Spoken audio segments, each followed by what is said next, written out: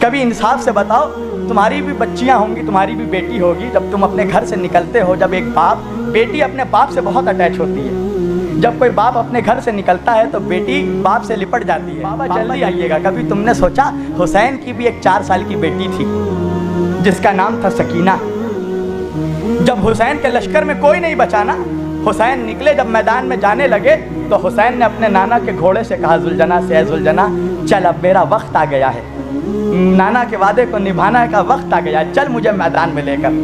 ذوالجناح رکا رہا، نہیں بڑھا، گھوڑا نہیں بڑھ رہا ہے۔ امام حسین نے کہا کہ اے نانا کے گھوڑے، آج جب سب نے میرا ساتھ چھوڑ دیا تو بھی میرا ساتھ چھوڑے گا؟ ذوالجناح سر ہلا کر اپنے پیروں کی طرف دکھانے لگا۔ حسین نے جب گھوڑے کے پیر کو دیکھا تو کیا دیکھا؟ 4 سال کی حسین کی بچی سکینہ گھوڑے کے پیروں سے لپٹ کر کہہ رہی تھی، اے میرے نانا کے گھوڑے، میرے بابا کو میدان میں نہ لے جا، میرا بابا 3 دن کا بھوکا و پیاسا ہے، میرا بابا 71 جنازے اٹھا کر تھک گیا ہے، میرے بابا نے صبح سے لے کر عصر تک 71 جنازے اٹھائے ہیں، اے میرے نانا کے گھوڑے جو بھی میدان میں گیا ہے واپس نہیں آیا ہے، میرے بابا کو نہ لے جا میدان میں۔ حسین گھوڑے سے اترے، سکینہ کو گود میں اٹھایا، کہا سکینہ مجھے اپنے نانا کا وعدہ نبھانا ہے۔ سکینہ کہتی ہے بابا آپ تو جا رہے ہیں مگر یہ بتاؤ بابا مجھے آپ کے سینے پہ سونے کی عادت ہے، بابا آپ چلے جائیے گا تو سکینہ کس کے سینے پہ سوئے گی؟ حسین کربلا کی گرم زمین پر لیٹ گئے، کہا آ سکینہ میرے سینے پہ سو جا میری بچی، اپنی بچی کو اپنے سینے پہ سلایا۔ ہاں عزیزو انصاف سے بتاؤ، اگر کسی کا باپ مر جاتا ہے، اس کی بچی چھوٹی ہوتی ہے، تم کیا کرتے ہو؟ بچی کو سہارا دیتے ہو، پیار کرتے ہو۔ تمہیں معلوم ہے جب حسین کا سر کاٹ کر نیزے پہ اٹھایا گیا تو کسی نے حسین کی 4 سال کی بچی کو پیار نہیں کیا، کسی نے اس کا سر نہیں سہلایا، بلکہ اس لیے کہ حسین اپنی بچی سے پیار کرتے تھے۔ اس بچی کے چہرے پہ تماچے مارے گئے، اس کے کانوں سے بالیاں نوچ لی گئی۔ اللہ اکبر۔ اس بچی کے چہرے پہ اتنے تماچے مارے گئے کہ اس بچی کے چہرے پہ تماچوں کا نشان پڑ گیا۔ کیا خطا تھی اس بچی کی؟ وہ اپنے بابا حسین کو یاد کر رہی تھی کہ بابا مجھے چھوڑ کر کہاں چلے گئے بابا۔ شمر اسے تماچوں پہ تماچے مار رہا تھا۔ پتہ ہے کوفہ سے شام تک اس بچی کو کیسے لایا گیا؟ گھوڑے کے پیٹھ پر اس بچی کو رسی سے باندھ دیا گیا، اور اس کے اٹھنی کے پشت پہ چابک مارا جاتا تھا۔ جب وہ اونٹ دوڑتا تھا تو وہ بچی کبھی اس طرف گرتی تھی، کبھی اس طرف گرتی تھی۔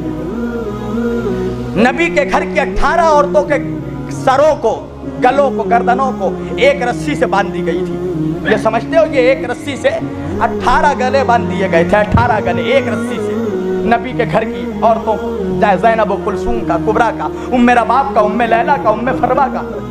اور سکینہ کو بیچ میں رکھا گیا، کیوں؟ اس لیے کہ سب بیویاں جو تھی لمبی لمبی قد کی تھیں اور یہ 4 سال کی بچی تھی۔ جب بیویاں کھڑی ہوتی تھی تو اس بچی کے گردن میں پھانسی لگ جاتا تھا۔ نبی کے گھر کی بیٹیاں، بچیاں، نبی کی نواسی زینب گھٹنے پہ چل کے گئی تھی یزید کے دربار میں تاکہ سکینہ کے گلے پہ پھانسی نہ لگے۔ جب دربار شام سجا نا تو یزید نے کہا کہ کون ہے وہ سکینہ جو حسین جس سے بہت محبت کرتے تھے، حسین جس سے بہت پیار کرتا تھا؟ شمر نے دکھایا سکینہ کی طرف۔ یزید نے سکینہ کی طرف دیکھا اور دیکھ کر کہا کہ اے بچی بتا تیرا نام کیا ہے؟ سکینہ کے گلے میں رسی بندھا ہوا تھا، وہ بچی کچھ بول نہیں پا رہی تھی، وہ کیسے بولے؟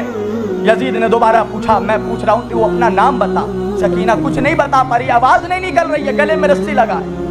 ایک مرتبہ یزید کو غصہ آیا، یزید نے کہا شمر دیکھ یہ بچی میری توہین کر رہی ہے، اسے کوڑے مار۔